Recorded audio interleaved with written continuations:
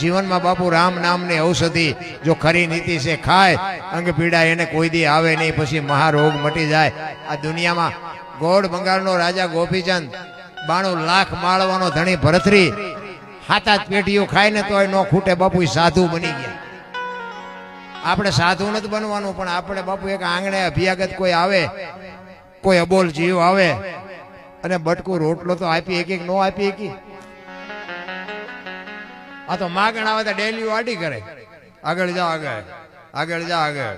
હવે આગળ ઠેઠ સુધી તારા જેવા છે, ચાય ચા બટકું રોટલો દે ને ભલામણા, પણ નથી હુજતું. આ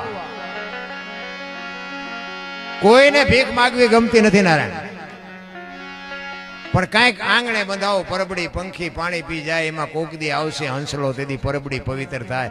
બાપુ રોજ નો આવે પણ કોક દીક મારો નાથ તમારી ઝૂંપડી સુધી આંટો કરી જાય ને, તેથી તમારો બેડો પાર થઈ જાય.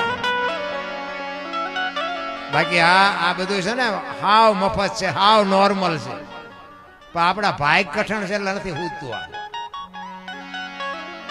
નકર હું તો આપણા ગઢાએ બાપુ ભૂખ્યા ને કોઈ દી પાસા કાઢ્યા જ નથી ને ખાવા પૂરું હતું જ નહીં, તોય એક ટેકનું હોય ને તોય બાપુ એ માગણ ને આપી દે.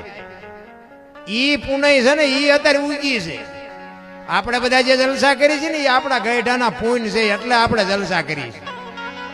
બાકી આપણું જેટલું પૂન છે તો આપણી પરજા વાંય કેવી થાય એના ઉપર ખબર પડે. એટલે મહાપુરુષો કહે છે